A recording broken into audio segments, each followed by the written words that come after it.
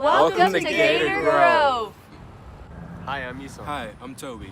Hi, I'm Teresa. Hi, I'm Elizabeth. We're going to take you on a tour of our farm. This is where we first got started with our initial seeding of the plants that ended up in the farm. Here we have the seed tray. These are little cone-shaped trays that allow us to put them into this larger box so that when we're ready to seed, it's in an easy-to-plant form. After planting our seeds in the seeding tray, we allowed them, I believe, 3 weeks to germinate. And then after germinating, we took these trays out into the fields and we seeded our We're going plants. to take you on a tour of our farm.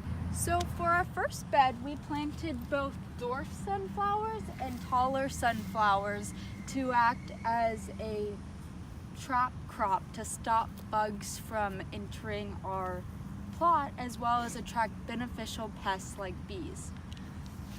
In our second area, we have a trellis for our sugar snap peas so they can climb up. And then as we move over, we have dragon tongue bush beans and provider bush beans, and you can see a provider bush bean right there. Alright, and here in our second row we have more of the same provider bush beans that we planted around the same time as the ones on that row.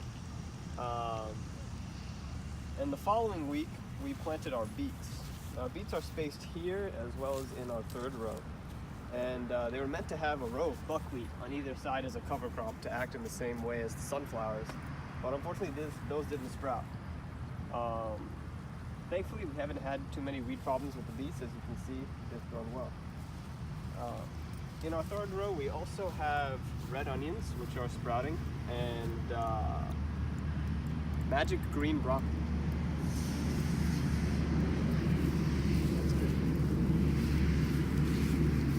Our last row, we plant some different kinds of lettuce, but you can see they are still very small, and hope we can get some good lettuce at the end of our semester. And once we have transplanted some spinach in this row, but it didn't grow well, so instead we did some strawberries. And in this row we did some hot peppers, but it's still very small. And in our last row we transplanted some sunflowers to act as crop crops. Here's our garden raised bed. In the first row here, you can see that we have cilantro. And then in the row very next to it, we have basil. Basil's looking pretty rough because of the freeze warning that we had this week. I believe it was on the 27th. And in these two rows right here, we have strawberry. Originally, it was carrots, but they weren't growing, so we transplanted some strawberries.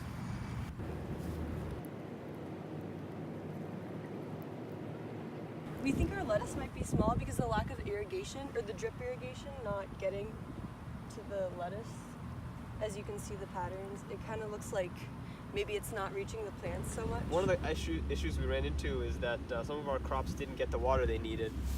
And by intelligently placing the crops so that there's a little bit of a depression where the water can go to it, we might be able to see better growth Throughout in the the future. semester, we applied this straw to cover the areas that we weren't growing on. This was done as a preventative measure, one, to suppress weeds, but also to conserve soil moisture and reduce the amount of soil erosion. At the beginning of the semester, when we planted these sugar snap peas, we did not have this trellis present, but over time, as they were growing, we noticed that they were being overtaken by the dragon tongue bush beans.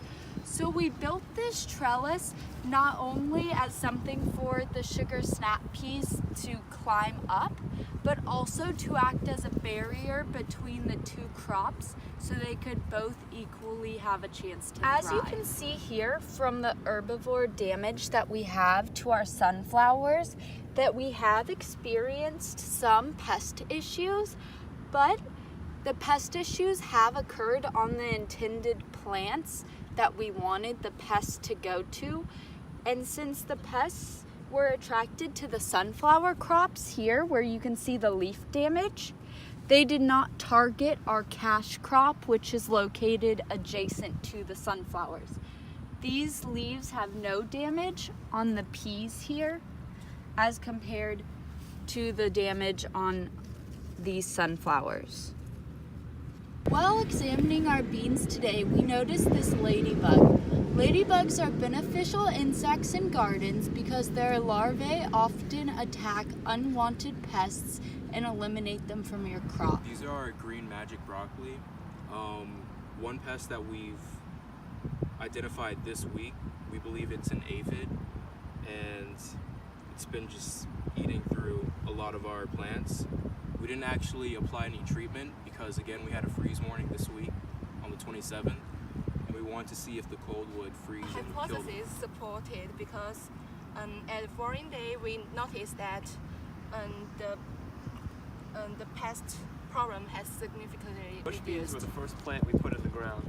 Interestingly enough, around the time of transplanting, our seeded bush beans went missing. We believe another group used them. But we were able to plant them, and they ended up being our best growing crop.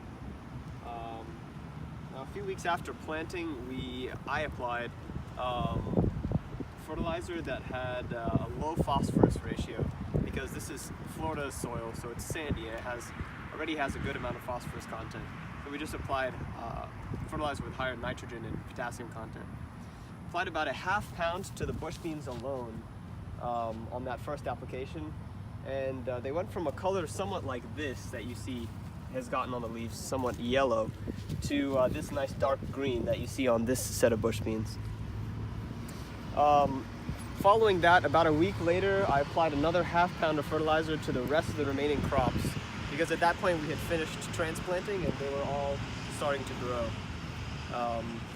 Several weeks after that, we finished the final ½ pound of fertilizer over the entire plot, and the results Here are we pretty good. have vermicompost and we have black cow manure, and we mixed both of these into our soil. Throughout to the amend it. semester, we utilized the use of SMART goals to plan out our holistic management goals and other tasks that we wanted to accomplish on our farm.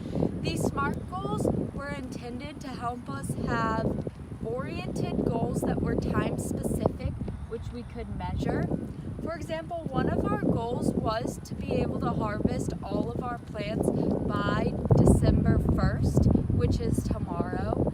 But we seem to be slightly off track because one crop, for example, the strawberries, have not yet yielded any strawberries. And this is due to the later planting date.